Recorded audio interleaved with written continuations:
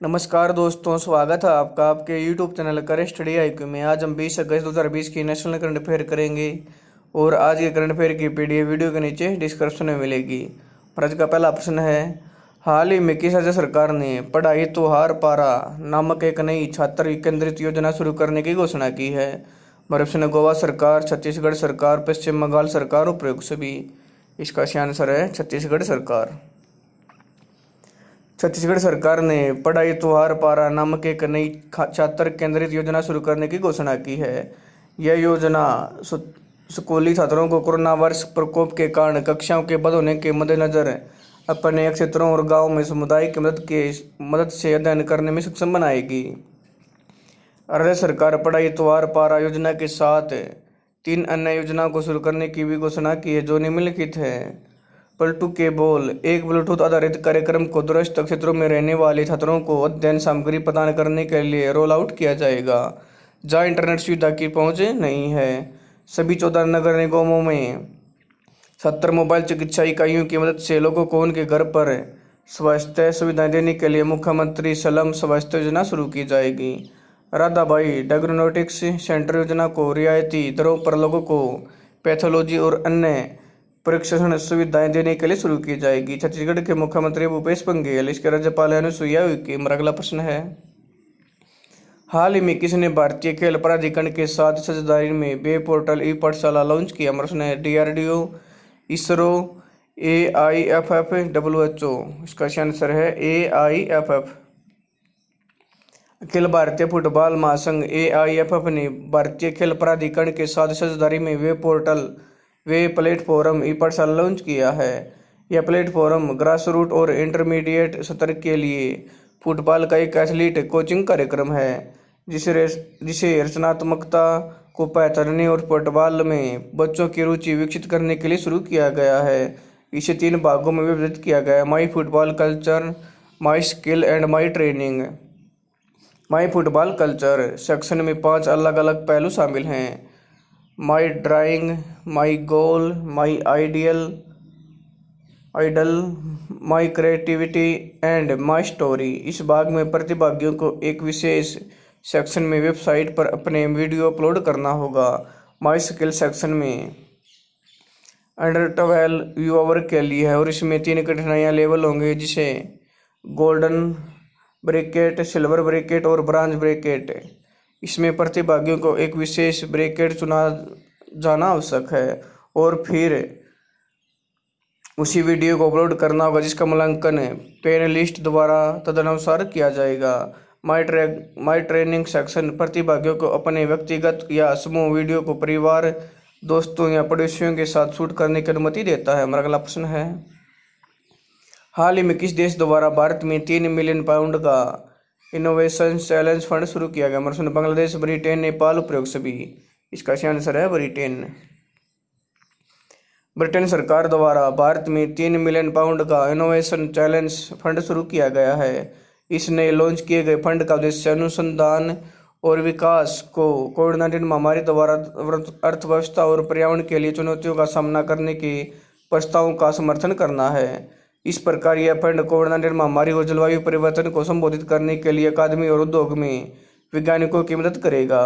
Innovation challenge fund Karnataka में AI data cluster और महाराष्ट्र में फ्यूचर मोबिलिटी क्लस्टर से संबंधित टेक इनोवेटर्स से अपील करेगा कि वे कोविड-19 से निपटने के लिए अनुसंधान और विकास योजनाओं को प्रस्तुत करें, या जो एक ग्रीन प्लेनेट को प्रोत्साहित करता है। यह नवाचार और प्रौद्योगिकी को उत्प्रेरित करने में मदद करेगा, जो नवाचार, नेतृत्व, समावेशी विकास को बनाए रखने के लिए वैश्विक चुनौतियों को संबोधित करेगा। अगला प्रश्न है, हाल ही में किस प्लेटफॉर्म ने भारतीय केंद्रीय जल आयोग के साथ मिलकर भारत में बाढ़ पुनर्नुमान जारी करने की पहल की शुरुआत की? प्रश्न, इंस्टाग्राम, गूगल, फेसबुक, उपयुक्त सभी। इसका सही आंसर है गूगल ने। गूगल और भारतीय केंद्रीय जल आयोग ने पिछले कई महीनों से पूरे भारत में बाढ़ पूर्वानुमान जारी करने की पहल की शुरुआत की है। केंद्रीय जल आयोग पूरे भारत में लगभग 1000 स्ट्रीम गेज का उपयोग करके घंटे के आधार पर जल स्तर मापने वाला गूगल का पहला आधिकारिक साझेदार है। बाढ़ पूर्वानुमान पहल के बारे में, बाढ़ पूर्वानुमान की पहल के तहत गूगल ने भारत में बाढ़ प्रभावित क्षेत्रों में लोगों के लिए लगातार सार्वजनिक अलर्ट भेजे हैं। ये अलर्ट उपयोगकर्ताओं को उनकी सुरक्षा और उनके परिवार और दोस्तों की सुरक्षा के बारे में सूचित करने के लिए अपडेट और महत्वपूर्ण जानकारियां प्रदान करते हैं। इस डिवाइस में भाषा उपयोगकर्ताओं के स्थान के आधार पर अंग्रेजी, हिंदी और बंगाली में सूचनाएं प्रदान की जाती हैं। यह पहल उपयोगकर्ताओं को वास्तविक समय के जल स्तर मापों पर अलर्ट और सूचना प्राप्त करने के लिए स्थान सेवा के साथ एंड्रॉयड स्मार्टफोन से सक्षम बनाती है। यह पहल उपयोगकर्ताओं को बाढ़ प्रभावित क्षेत्रों में पूछताछ करने और क्षेत्र की वर्तमान स्थिति की जानकारी हासिल करने की अनुमति देती है। यह विशिष्ट मार्गदर्शन के साथ वर्तमान स्थिति के वर्णन के साथ अगले दिन जलस्तर में वृद्धि और कमी जैसे सूचनाओं के दृश्य साक्षात्कार प्रदान करता है। बाढ़ वाले क्षेत्रों का रंग कोडित नक्शा, जो कि जल स्तर की बेहतर समझ प्राप्त करने के लिए जूम सुविधा के साथ गूगल मानचित्र पर एक बड़ा और विस्तृत दृश्य प्रदान करता है।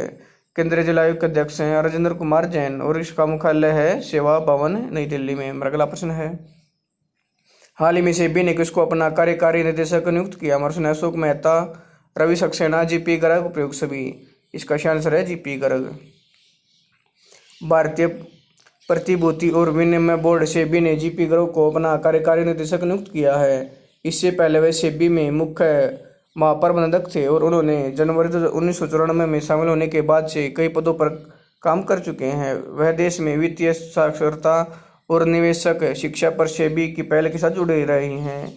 सेबी के अध्यक्ष हैं अजय त्यागी, इसका मुख्यालय मुंबई में। अगला प्रश्न है, हाल ही में व्यापार, आर्थिक और तकनीकी सहयोग पर संयुक्त अरब अमीरात और किस देश के संयुक्त आयोग की बैठक का 13वां स्तर दोनों देशों के बीच व्यापक सहयोग की निरंतर वृद्धि की समीक्षा करने के लिए आयोजित किया गया? प्रश्न भारत, ब्रिटेन, नेपाल, उपयुक्त सभी।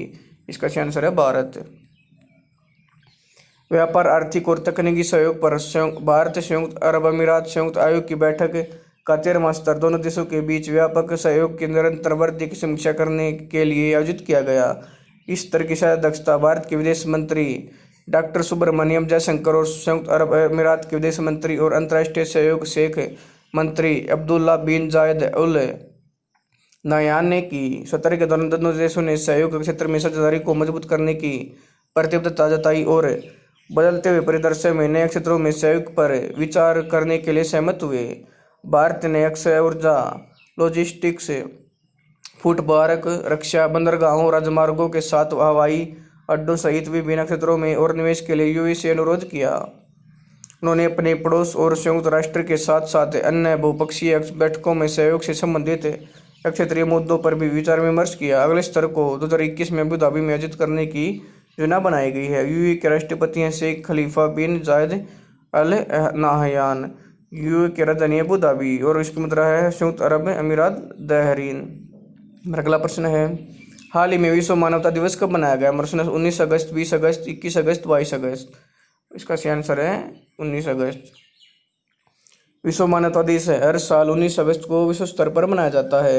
यह दिन मानवता के लिए काम करने वाले उन लोगों को श्रद्धांजलि देने के लिए मनाया जाता है जिन्होंने मानवीय सेवा करते हुए अपनी जान गंवा दी या जोखिम उठाया। इस वर्ष विश्व मानवता दिवस का 11वां संस्करण है। 19 अगस्त 2020 को विश्व मानवता दिवस मनाए जाने के लिए रियल लाइफ हीरोज के नाम से एक वैश्विक अभियान चलाया जाएगा, जिसमें उनका धन्यवाद दिया जाएगा, जिसमें जोखिम और बिना लोकप्रियता के साथ की कठिन परिस्थितियों के दौरान अन्य लोगों की मदद करने के लिए अपना पूरा जीवन लगा दिया है। इस साल विश्व मानवीय दिवस ऐसे समय पर आया है जब हाल ही के महीनों में दुनिया कोरोना-19 महामारी से जूझ रही है।